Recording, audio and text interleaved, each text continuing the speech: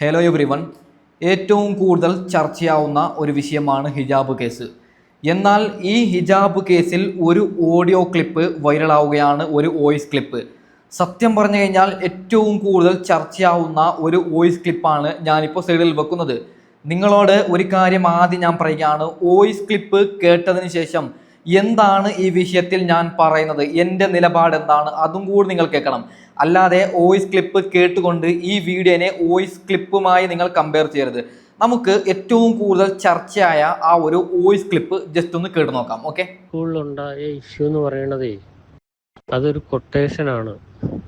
CPM SDPIക്ക് കൊടുത്തൊരു കൊട്ടേഷനാണത്. അവിടെ പ്രശ്നമൊന്നും ഇല്ലായിരുന്ന സ്ഥലത്ത് ഇവർ വെറുതെ ഇടിപ്പിച്ച് വിട്ട് പ്രശ്നമാക്കിയത് എന്താണെന്ന് വെച്ചാൽ, ഇതിനെ ഒരു ഇഷ്യൂ ആക്കി മീഡിയയിൽ മുഴുവൻ വരുത്തി ഈ ഒരാഴ്ചയെങ്കിലും ഇത് നിർത്തുക എന്നുള്ളൊരു ലക്ഷ്യമായിരുന്നു അവർക്ക്. അപ്പോൾ ഈ വിവരം ചോർന്ന് ഇത് DCC പ്രസിഡന്റ് മുഹമ്മദ് ഷിയാസിന് ഇതൊരു കൊട്ടേഷൻ എന്നുള്ള വിവരത്തിൽ വന്ന് അങ്ങനെ പുള്ളി രാത്രി ഇവരുടെ വീട്ടിൽ പോയി ഇടപെട്ട് ഹൈബീഡിനെയും കൂട്ടി കാര്യങ്ങൾ സോൾവ് ചെയ്യാൻ ശ്രമിച്ചു. അങ്ങനെ അത് സോൾവ് ആകുകയും ചെയ്തു. പക്ഷേ CPMനെ സംബന്ധിച്ച് ഇത് ഒരാഴ്ചയോളം ടൈം ലൈനിൽ നിൽക്കണം. അപ്പം സംഭവം ഇവരിടപെട്ട് ഇത് കോംപ്രമൈസ് ആക്കിയപ്പം അതിനെയും അട്ടിമറിച്ചുകൊണ്ട് ഇതിനെ മീഡിയയിൽ തന്നെ നിലനിർത്താൻ വേണ്ടിയാണ് ശിവൻകുട്ടിയെ ഇറക്കി കളിപ്പിച്ചത്. അപ്പം ഇതെന്തിനാണെന്ന് വെച്ച് കഴിഞ്ഞാൽ, പിണറായിയുടെ മകനെ കുറിച്ചുള്ള മനോരമ പൊക്കിക്കൊണ്ടുവന്ന് ED കേസിനെ കുറിച്ച് ഒരു മീഡിയയും ഇനി ഒരു ന്യൂസും വരാൻ പാടില്ല. അപ്പം അങ്ങനെ ഒരു സംഭവം എല്ലാവരും മറക്കുകയും വേണം. അതിനു വേണ്ടി ഒരു 3-4 ദിവസത്തേക്ക് ഇനി ഇത് കത്തിച്ചു നിർത്തുക എന്നുള്ളത് മാത്രമാണ് CPMന്റെ ലക്ഷ്യം. ആ CPMന്റെ കൊട്ടേഷൻ SDPI എടുത്ത് നടപ്പാക്കുന്നത് മാത്രം. പൊന്നുമക്കളെ, ഈ വോയിസ് ക്ലിപ്പിൽ പറയുന്ന 3 കാര്യം നമുക്ക് ചർച്ച ചെയ്യാം. അതിനുശേഷം എൻ്റെ അഭിപ്രായം, ഹിജാബ് കേസിൽ എൻ്റെ അഭിപ്രായം ഞാൻ പറയാം. ഇവിടെ പറയുന്നുണ്ട് SDPIക്ക് കൊട്ടേഷൻ കൊടുത്തതാണ് CPM. അപ്പോൾ എനിക്ക് ചോദിക്കാനുള്ള ചോദ്യം, അങ്ങനെയാണെങ്കിൽ കൊട്ടേഷൻ കൊടുത്തതാണെങ്കിൽ സ്വന്തം മകളെ വെച്ച് കളിക്കുമോ? നിങ്ങൾ ചിന്തിക്കേണ്ട കാര്യമാണ്.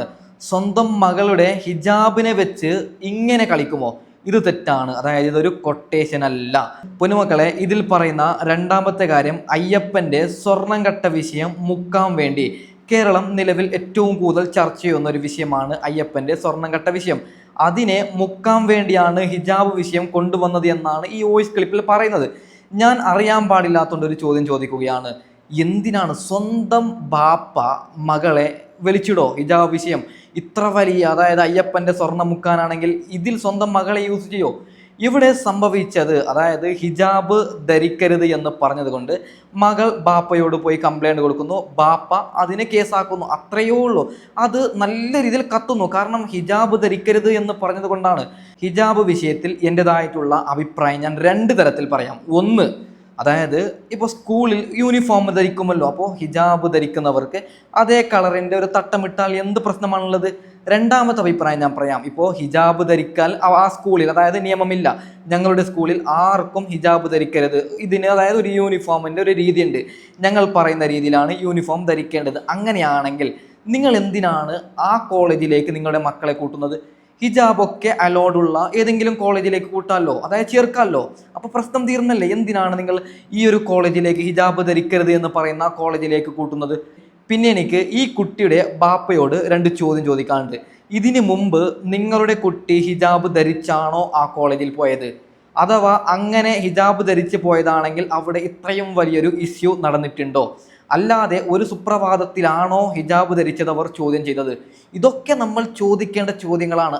ആരും ഈ ചോദ്യങ്ങളൊന്നും ചോദിക്കുന്നില്ല.